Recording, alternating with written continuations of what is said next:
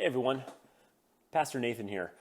We're in chapter 25 of Matthew's Gospel, and in this section, Jesus is continuing his discourse about the end of time and answering the disciples' questions from the first portions of chapter 24. Remember that the disciples had asked about the destruction of Jerusalem and then also about his return and the end of the age.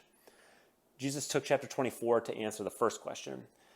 And then at the end of chapter 24, he begins to turn directions. So in 24:36, Jesus says, about that day and hour, meaning the day of his return and the end of the age, no one knows but the Father.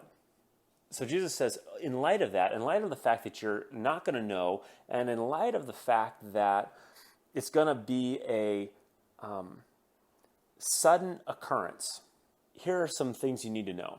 And he tells three parables in order to, two parables and then a narrative about the end of time, the final judgment, in order to prepare his disciples for the coming of the end of the age. So he starts with saying, look, with these two parables of sudden returns or sudden coming to like accountability, if you will. The first one being the parable of the virgins, where there's these virgins who are acquainted with the bridegroom and the bride, and five of them are ready and five of them are not ready. And the five who are ready, they are prepared, they have their oil, they've been diligent in their preparations. They are the ones who ultimately get to go into the kingdom. Because the other five, because they weren't prepared, when there's rumors about the bridegroom showing up quickly or very soon in the near future, they go off to try to get what they need in order to be a part of the kingdom celebration, the bridegroom-bride party. And they ultimately end up being locked out. So there's a level of diligence needed during this time because we don't know what time they'll return.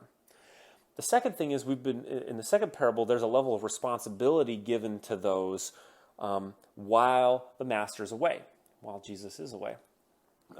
So that one gives 5 talents and then 2 talents and 1 talent. Jesus or the master gives these out, and ultimately the first two, they acquire more talents, that is more resources. They've been using the resources that the master has given them well, and they've been risking those resources in some way, shape, and form, and have acquired more resources. They've been good stewards of what the master gave them, and they're rewarded for that. The one servant who isn't a good steward of the 1 talent he's given, that is, he buries it and then he hands it back without trying to risk it and go get more, that servant is kicked out of the master's house.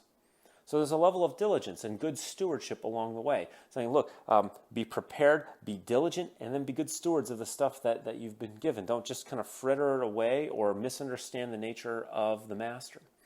And then the third section of Matthew 25 talks about the very end of time.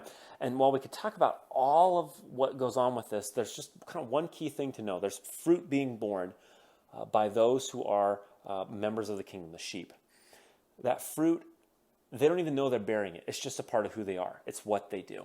And so there's a level of God saying, look, I see this even though the world doesn't see it. I see what you're doing there, and on top of me seeing what you're doing there, it's just a part of who you are. And the ones who are not a part of the kingdom, it's not a part of who they are.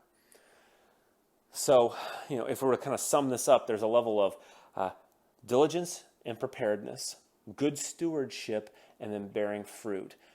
During this time in between when the Son, that is Jesus, goes to heaven, ascends, at the end of Matthew 28, and then the end of time when he returns. And his encouragement there is because you don't know when I'm coming back, here's the things you should be about as you follow me. Hope that's helpful for you. Next time, Matthew 26. Take care.